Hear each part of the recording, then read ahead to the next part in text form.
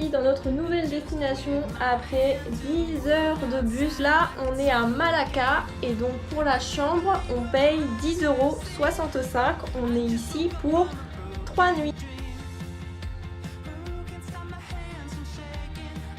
On a une fenêtre, ce qui est un luxe en Malaisie. Donc ça c'est cool. Bon là après ce trajet de bus il est genre 20 h donc on profitera de la vue plus tard. Et la salle de bain juste là. Donc vraiment très classique, vraiment pile dans les standards de ce qu'on peut trouver en Malaisie.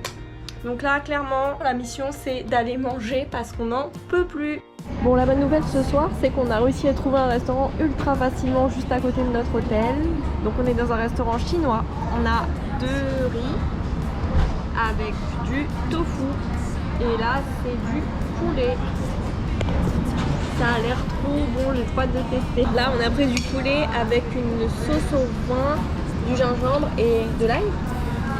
L'huile de sésame. Et de l'huile de sésame.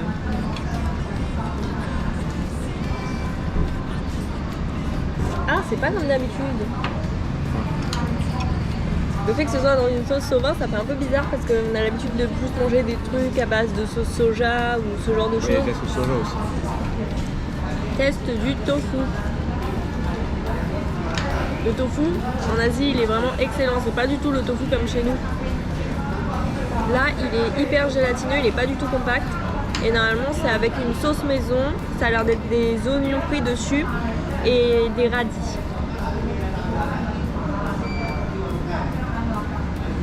Bon, ça donne pas très envie comme ça, mais allez, testons.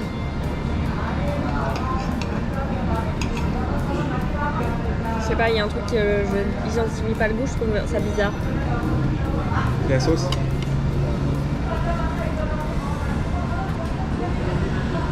Il y a du sky. Il y a du whisky. Et il y a un alcool. Saké ou un truc. Ah.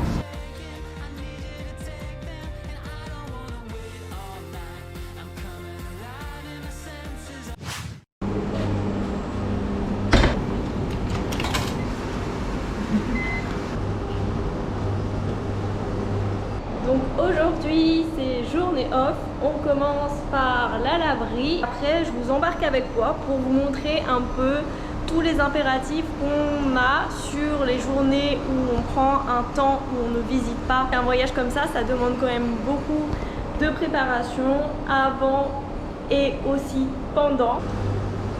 Bon, en attendant que le sèche-linge fasse son travail, moi je vais m'attaquer au programme pour la prochaine destination. Donc là on part de la Malaisie samedi et on reste seulement 3 jours dans la prochaine destination. Autant vous dire que ça va être 3 jours intenses parce qu'il y a beaucoup de choses à voir. Mais je vous en dis pas plus pour l'instant. Je vais m'attaquer au programme et ensuite je vais aussi avancer sur l'itinéraire du pays d'après et également faire les réservations des hôtels.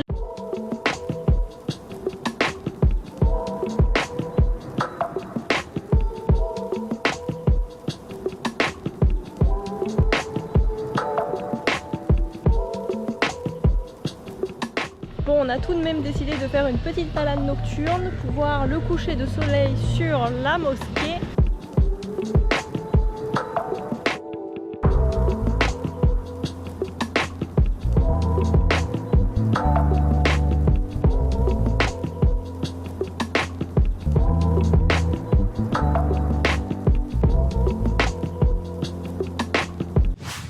Aujourd'hui, on est parti pour visiter Malacca, mais avant, un bon petit déjeuner s'impose. Trop contente, on a trouvé un stand de dim sum. Enfin, ça dépend. En fait, dans des endroits, ils les appellent dim sum et dans d'autres endroits, ils les appellent po. Donc écoutez, appelez-les comme vous voulez. Là, j'ai pris barbecue porc. Et l'autre, c'est kaya, donc confiture de noix de coco. Donc là, ça fait 2 nuits qu'on est à Malacca et 2 nuits qu'on se tape des orages de fou malade. Du coup, c'est un peu inondé partout.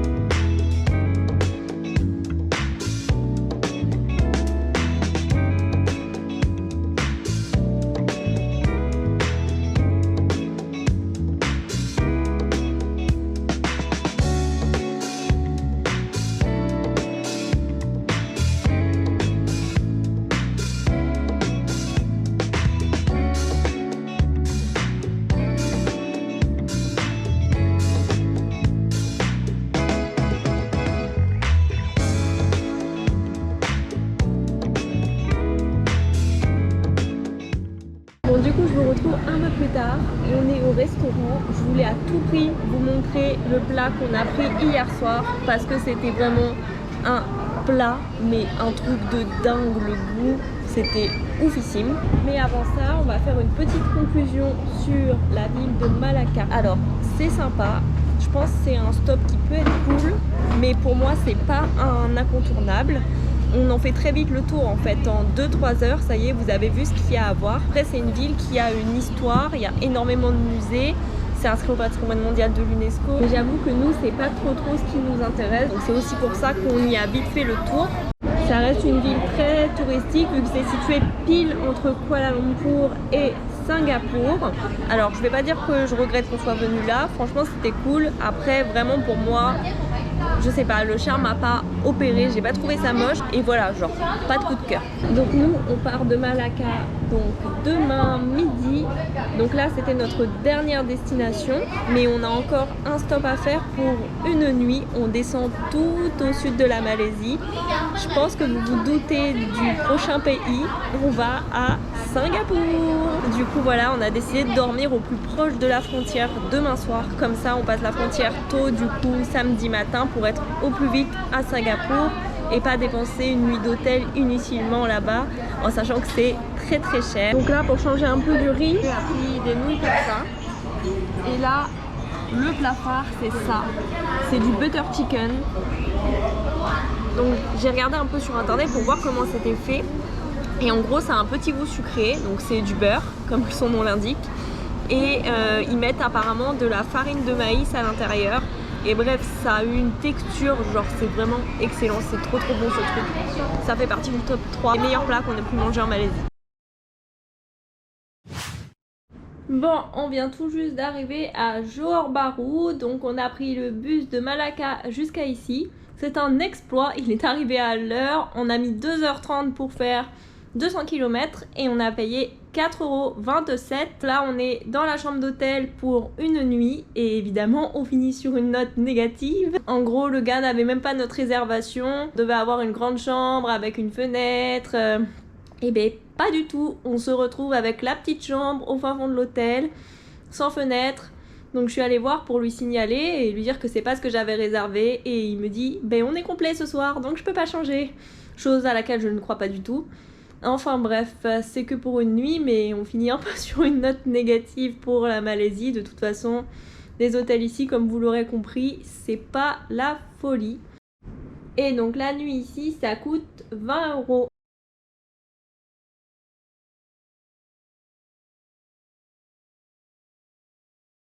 Donc on se retrouve pour faire le petit bilan sur ces 31 jours en Malaisie. En Thaïlande, on avait dépensé 863 € par personne pour 30 jours. Là, on est resté 31 jours en Malaisie et on a dépensé 777 € par personne. Donc ça équivaut à 25 € et 6 centimes par personne par jour. Donc je vais un peu vous détailler les différents points de dépenses de ce séjour avec ce que j'en ai pensé et aussi la raison de pourquoi on a payé moins cher en Malaisie par rapport à la Thaïlande. Alors on va commencer par les hôtels. Donc les hôtels, clairement en Malaisie c'était plus cher qu'en Thaïlande. On a payé, donc pour l'hôtel le moins cher c'était 10 € la nuit et l'hôtel le plus cher c'était 27 € la nuit. En moyenne on était plutôt aux alentours de 20 € la nuit. Les hôtels sont en plus de ça beaucoup moins bien.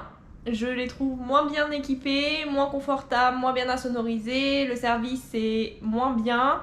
Enfin, il y a beaucoup de choses qui sont moins bien en fait, alors que le prix est plus élevé. La connexion Wi-Fi, très souvent, elle n'est pas terrible, alors qu'en Thaïlande, on n'a eu aucun problème. Au niveau des transports, donc clairement, c'est là où on a le plus économisé. La Malaisie, les transports, ça ne coûte rien. Vous pouvez faire 500 km en bus, c'est très confortable. Et ça va vous coûter 10 €. Il faut savoir une chose, c'est que ce n'est pas du tout à l'heure. Pour ça, c'est vraiment horrible. Vous mettez des fois 3 heures, 4 heures de plus par rapport à ce qui était prévu. Donc il faut vraiment le savoir et il faut être patient. En Thaïlande, ça arrive aussi que ce soit pas à l'heure, mais au niveau des bus, généralement, ça va. Vous allez avoir 30 minutes de retard. C'est plus les trains qui sont en retard en Thaïlande plutôt que les bus. Mais vraiment là en Malaisie c'est une catastrophe. Les bus pour les horaires franchement c'est faut s'accrocher vraiment. Après voilà, pour le prix, on peut pas être trop exigeant non plus parce que vraiment quand je vous dis que ça coûte rien, ça coûte rien. Même au niveau des ferries, on les a payés beaucoup moins cher que la Thaïlande. Pour les réservations, je trouve ça aussi beaucoup plus simple. Donc il y a 2 sites principaux que je vous note juste ici. Mais franchement, c'est plutôt bien fait. Concernant la nourriture, c'est pareil au niveau du prix qu'en Thaïlande. Manger pour pas grand chose. On m'avait dit que la nourriture en Malaisie c'était pas dingue par rapport à la Thaïlande. Et ben écoutez, moi j'ai préféré largement la cuisine en Malaisie. En fait, c'est beaucoup plus diversifié qu'en Thaïlande. Pour la nourriture, c'est vraiment au top du top. La Malaisie, vous mangez trop bien. Au niveau des activités, alors on n'a pas fait énormément en Malaisie par rapport à la Thaïlande. En Thaïlande, on avait fait du kayak, on avait payé pour aller dans des parcs naturels, on louait aussi des scooters. Tous ces postes de dépenses là, en Malaisie, on les a pas eu. Par du temps, on était dans des villes, donc on se déplaçait soit à pied, soit en Grab pour pas cher du tout. Donc ces dépenses là au niveau des transports, on les a pas eu. Et au niveau des activités, c'est pareil, dans une ville, vous êtes assez limité, sauf si vous faites des musées, ce qu'on n'a pas fait. Donc ces dépenses-là, on ne les a pas eues non plus par rapport à la Thaïlande, où il faut payer pour visiter les temples, pour accéder aux parcs naturels, etc. Donc c'est aussi pour ça que la Malaisie nous est revenue moins cher. Donc concernant la vie en général, les gens sont adorables. Vous avez un problème, ils vont être là pour vous aider, ils vont être là pour vous guider si vous êtes perdu. Ils vont être vraiment amicaux. Dans les villes moins touristiques, ils vont vous saluer. Enfin vraiment, les gens sont super. Pour ça, je peux pas dire si la Thaïlande est mieux que la Malaisie. Pour moi, c'est égal. Après, je mettrai quand même un petit point pour Kuala Lumpur, ou faire peut-être un peu plus attention. J'ai été plusieurs fois à Bangkok et perso, je trouve que Bangkok est plus safe que Kuala Lumpur. En tout cas, je me suis mieux sentie à Bangkok qu'à Kuala Lumpur.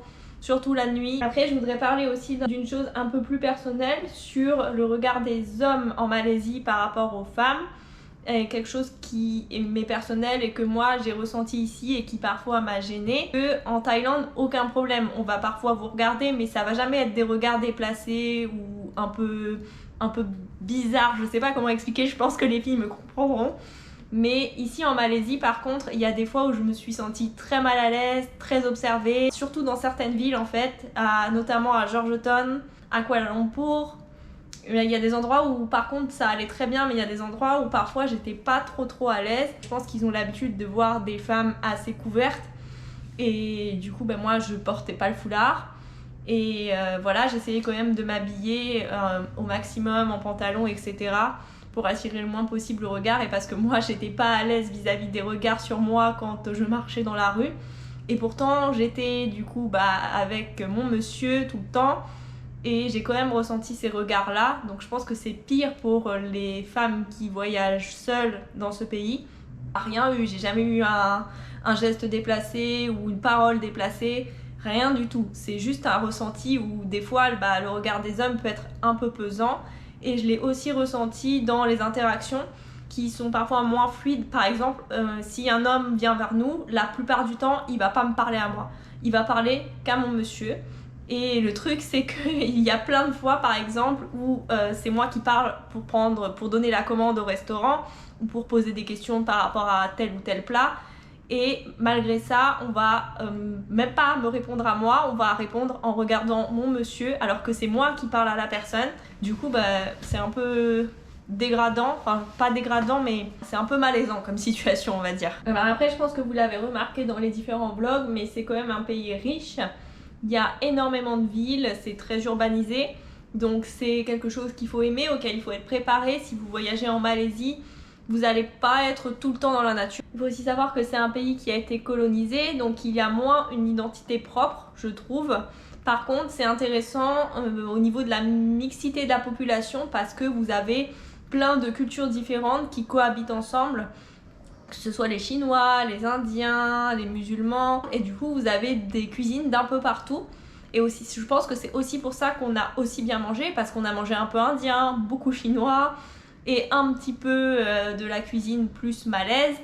Mais globalement, cette mixité, ça fait que c'est vraiment intéressant de voyager dans ce pays parce que vous voyez un peu de toutes les cultures en même temps au final. Par contre, clairement, si vous êtes fan de street art, il faut venir en Malaisie. Franchement, j'ai fait des grands sites de street art dans le monde, notamment Shoreditch à Londres et Bushwick à New York. Et les plus beaux street art que j'ai vus, c'est ici en Malaisie. Notamment Georgetown et également Ipoh. Ce qu'on a préféré durant ces 31 jours en Malaisie. Donc déjà, l'île de Kapas. Clairement, l'île de Kapas, c'est un incontournable selon moi. La plongée là-bas, c'est grandiose. Vous l'avez vu, c'était incroyable. On était entourés au milieu des poissons. On a vu du coup la tortue. Mais vraiment, même en dehors de la plongée, l'île est vraiment magnifique. Après, je pense également en incontournable les tours Petronas à Kuala Lumpur. Bon, c'est un peu un cliché, c'est hyper connu. Mais surtout de nuit, vraiment, c'était incroyable. Les images qu'on a pu faire en drone là-bas, enfin, vraiment, jamais j'aurais pu penser qu'on aurait pu avoir des images comme ça. Et même le vivre en vrai, enfin, c'est vraiment quelque chose. Il y a vraiment une ambiance, je trouve. Après, je citerai également les Camero Island, donc les plantations de thé. Donc, franchement, ça a vraiment changé cette étape qu'on a pu faire là-bas. C'était vraiment sympa. Après, il n'y a pas énormément de choses à faire, mais c'était vraiment cool à voir. Enfin, dans mes incontournables, je mettrais l'île de Penang. Alors, mon monsieur avait un peu moins aimé Georgetown. Moi, j'avais adoré. Mais rien que en dehors de Georgetown, vous avez le parc national de Penang qui est super. Et surtout, le temple de Keloxi. Je pense qu'en Malaisie, c'est le plus beau temple qu'on a vu, ça c'est sûr. Il y a plein de choses à voir, plein de choses à faire et c'est gratuit. Donc vraiment rien que pour ce temple il faut aller à Penang. Je mettrais donc la ville de Putrajaya, donc juste au sud de Kuala Lumpur. Pour moi c'était un gros flop, il n'y a pas grand chose à voir, il n'y a rien à faire. Ensuite je mettrais dans les flops Batu Cave. Alors je sais que c'est un site hyper connu et etc. et qu'il y a une forte histoire derrière. Mais moi je m'attendais vraiment à un truc où j'en prenne plein les yeux, waouh, trop beau, trop génial. Et en fait vous avez très vite fait le tour, vous avez des marches colorées, un temple indien en bas, mais qui ressemble énormément au temple indien que vous trouvez un peu partout en Malaisie. Et c'est tout. Après le temple, oui, certes, il est dans une cave, mais les temples caves qu'on a pu voir à Ipoh étaient 10 fois plus beaux que Batu Cave. Et enfin, je mettrai dans les déceptions la ville de Malacca. Alors, Malacca, c'est hyper touristique, c'est pareil, c'est hyper connu, il y a énormément de touristes qui viennent ici. Je m'attendais vraiment à que ce soit une très belle ville et clairement, pour moi, il n'y a pas de charme à Malacca. C'est juste une foule de touristes au même endroit, dans un endroit qui n'est pas spécialement dingue. Après, c'est que mon avis, mais vraiment pour moi, le charme à Malacca n'a pas opéré du tout. Et j'ai pas trop compris pourquoi tout le monde venait ici, pourquoi on en parlait autant. Genre, pour moi, ça vaut vraiment pas tout l'engouement qu'il y a autour de cette ville. Donc voilà ce que je peux dire. Franchement, c'était vraiment cool. Je regrette pas du tout de l'avoir fait. C'était vraiment très sympa. Après, est-ce que j'ai préféré la Thaïlande ou la Malaisie? Je pense que j'ai quand même préféré la Thaïlande. Personnellement, je préfère plus les coins nature. Donc mon cœur reste en Thaïlande, mais par contre vraie bonne surprise pour la Malaisie. On a passé un mois super, on a découvert des endroits géniaux. Je fais juste une petite aparté parce qu'on me pose souvent la question donc dans les commentaires au niveau du matériel que j'utilise. Donc je filme tout avec la GoPro Hero 9 et les images de drone sont filmées avec, c'est quoi? DJI, DJI Mini, DJI.